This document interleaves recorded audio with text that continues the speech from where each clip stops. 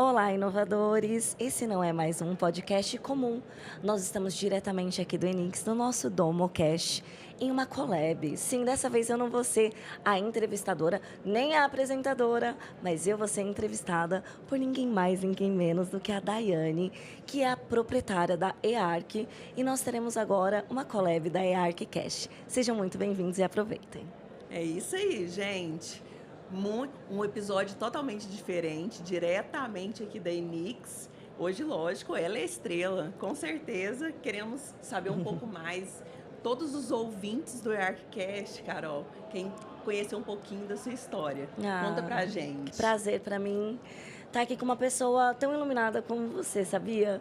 Quando eu te conheci lá, eu falei pra você, né? Você tem um diferencial que é unir as pessoas. E isso é um dom, isso é algo muito bonito. O nosso slogan é onde tudo se conecta. Uau. Só que essa empatia realmente foi à primeira vista, né, Carol? Verdade. A gente conversou, a gente fez uma reunião online, ela levou para Goiânia, então foi tão Foi bem. assim mesmo. E daí a gente organizou um evento ali em 4 dias, foi bacana, não foi? Foi lindo o evento, foi impecável, incrível. E daí agora estamos, é a primeira vez que eu venho, estou conhecendo esse mundo e assim, apaixonada, e a gente vê o quanto os profissionais de arquitetura e design também precisam conhecer mais sobre o steel frame, enfim, toda essa história. Mas os ouvintes do EARCcast querem conhecer um pouquinho dessa história. Como isso tudo começou, Carol? Olha, a nossa história é muito interessante, né? E você sabe que é uma história muito inspiradora, de fato. Eu tenho muito orgulho de compartilhar ela, porque a maioria das pessoas, quando nos vem assim, né, já com um evento grandioso como esse, com a empresa, não tem ideia como são os bastidores, como tudo começou. E eu comecei muito jovem, aos 16 anos eu vendi as minhas primeiras obras. E de lá para cá, a gente vem desenvolvendo esse ecossistema.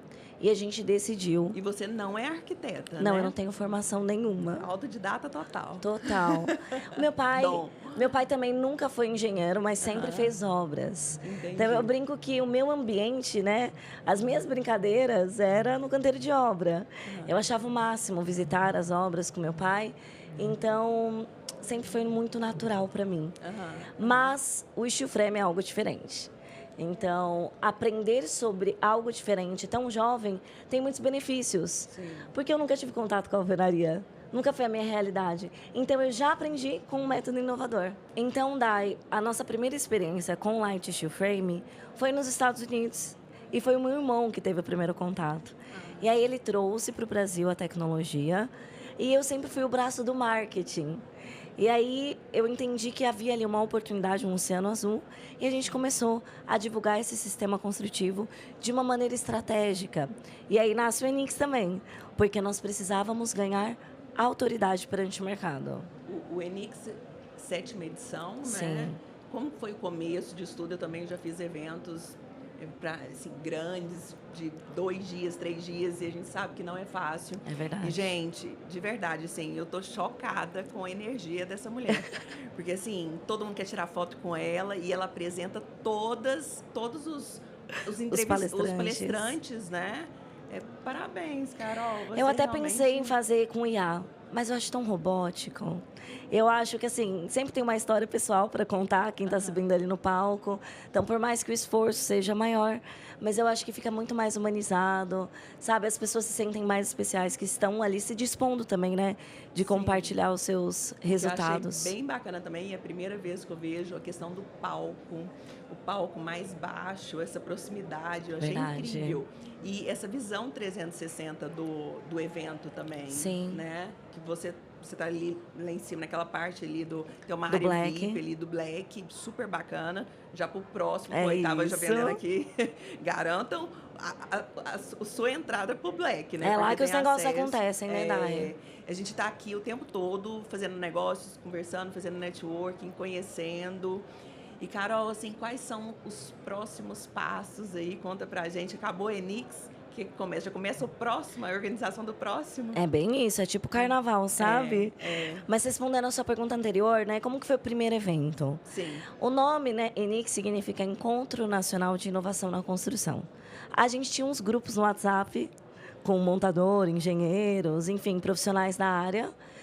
E a gente sempre falava assim, ô gente, bora marcar um encontro? Sabe aquele bora marcar? Que nunca acontecia? Eu falei, então vamos fazer um evento, um churrasco.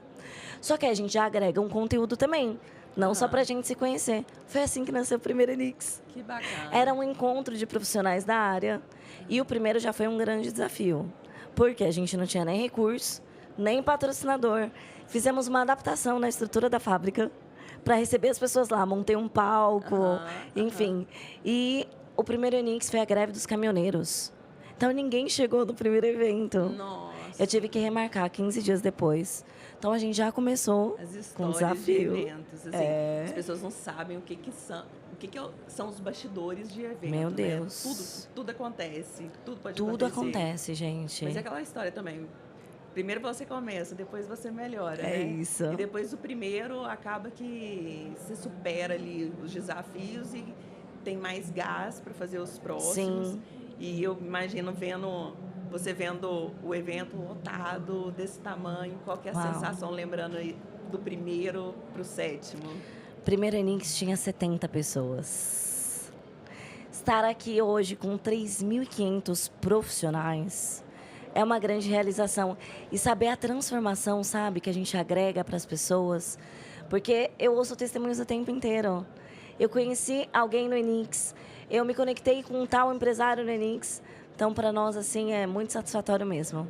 Carol, na verdade, é um tipo de construção que existe, né, há décadas. Sim. Mas que ainda no Brasil não é tão usada, né?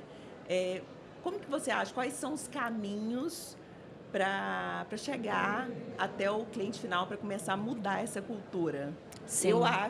Eu pergunto e já respondo. Eu acredito que seja através dos profissionais de arquitetura e design. Sim.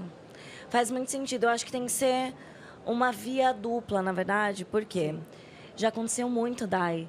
De eu estar lá convencendo o cliente, ele quer construir com steel frame, e aí ele chega no arquiteto e o arquiteto dele fala assim, não, eu nunca ouvi falar nesse negócio, cuidado, porque você vai investir todo o seu dinheiro nisso, e se não dar certo, eu não garanto. Sim, sim. Então, é 100% preconceito.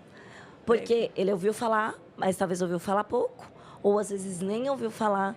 E ele acaba, às vezes, cancelando ali, né? Colocando uma limitação na venda. Sim, inclusive no evento que a gente fez, o Vitor Tomé, que é um dos maiores escritórios de Goiás. Verdade. Um dos donos da CIT, que é uma das maiores incorporadoras e construtoras. Ele ficou encantado, assim. Sim. Ele saiu, quando acabou o evento, minha cabeça está explodindo. E ele vai fazer a primeira obra dele, né? Uau. Grande, com steel. Então, assim, eu acho que falta isso. Você ter mais acesso a esses profissionais, porque você realmente, você tem esse dom, né, da palavra e também, não só palavra, né, exemplos. Sim, é isso.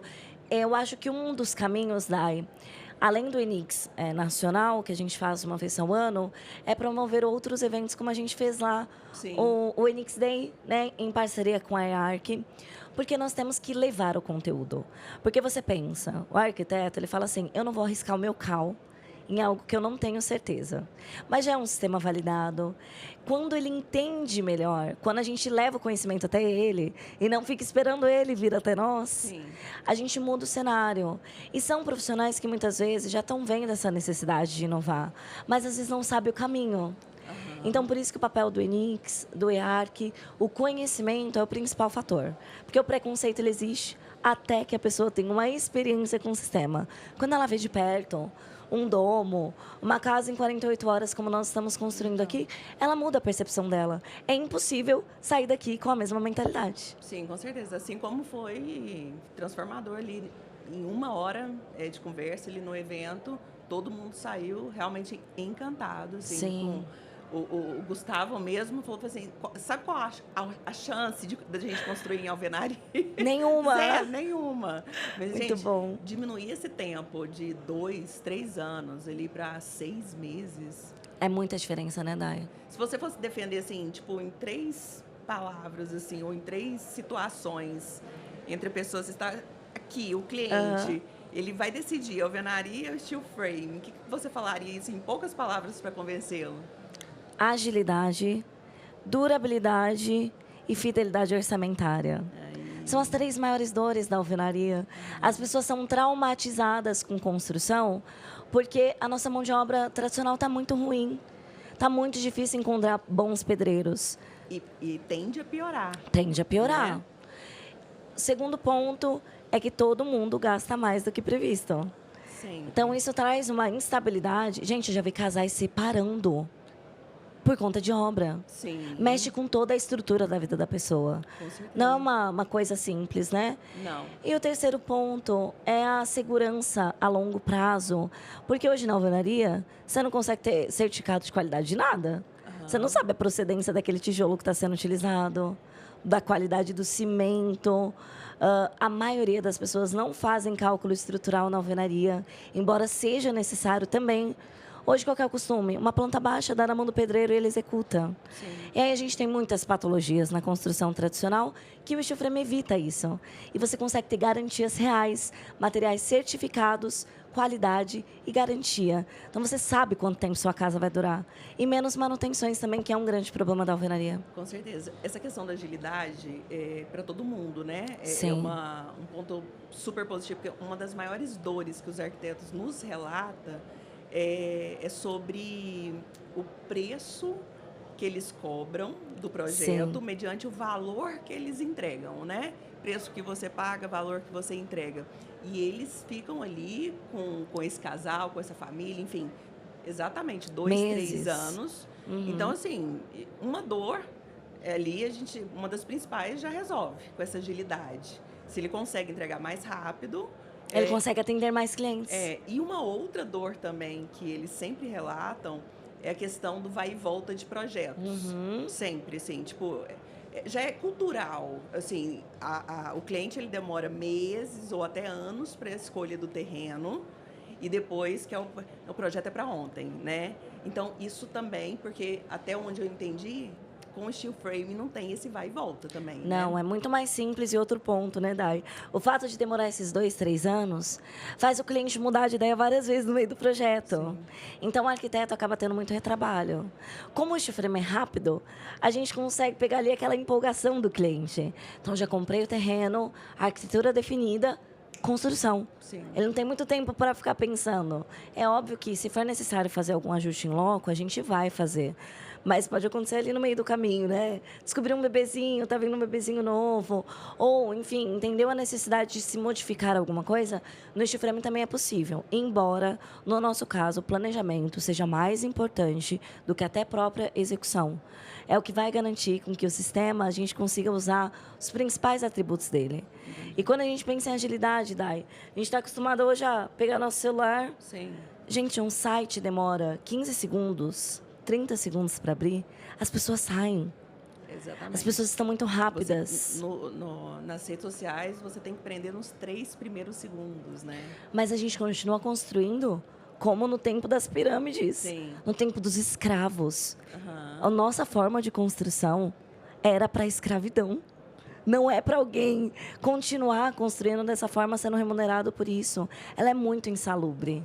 Então, os nossos tempos de hoje exigem essa mudança e essa agilidade, né? Sim. Um dos obstáculos é essa questão de mão de obra, né? Sim. Mas essa mão de obra para o steel frame também, ela tem que ser especializada, né? Sim. Então, assim, hoje vocês fazem um trabalho também de treinamento, enfim, dessa mão de obra. Como que acontece?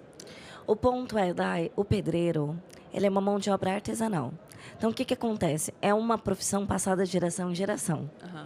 E o filho do pedreiro não quer ser mais pedreiro. Ele quer ser youtuber, influencer, Sim, arquiteto. geração Z. É isso. Então, ele depende única e exclusivamente de talento. E ele tem que treinar ali por muitos anos para vir com essa profissão. E até nos Estados Unidos é curioso, porque eles são chamados de artesãos.